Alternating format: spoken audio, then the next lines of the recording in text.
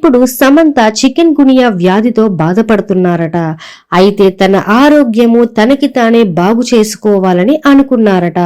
తాను కీళ్ల నొప్పులు మయోసైటిస్ వ్యాధితో బాధపడుతున్నప్పటికీ కూడా వాటి నుంచి బయటపడడానికి చాలా ప్రయత్నిస్తూ ఉన్నారట. సమంత తండ్రి చనిపోయాక చాలా రోజుల వరకు కేరళలోనే ఉన్నారట. ఆ తరువాత ఆమె చికిత్స కోసం అమెరికా వెళ్లారట.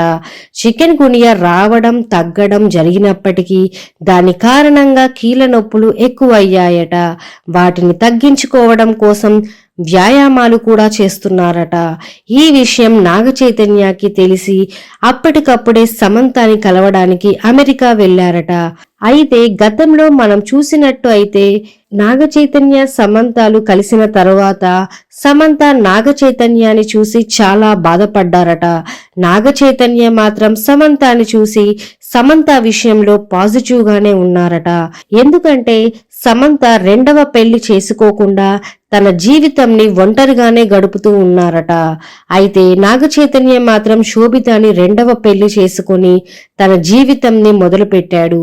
ఇంకా సమంతకి నాగచైతన్య సపోర్ట్ చేద్దాం అనుకున్నాడో లేదా మందులు సంబంధించి హెల్ప్ చేద్దాం అనుకున్నాడో లేదా పర్సనల్ గా కలుద్దాం అనుకున్నాడో కానీ రాత్రికి రాత్రే సమంతని కలవడానికి నాగచైతన్య అమెరికా వెళ్లారట.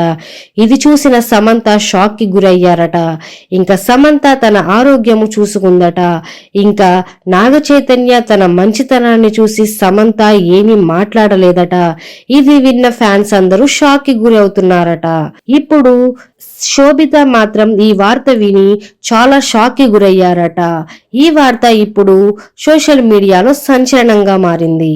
ఇలాంటివి మరెన్నో తెలుసుకోవాలంటే మా ఛానల్ ని లైక్ చేయండి, సబ్స్క్రైబ్ చేసుకోండి.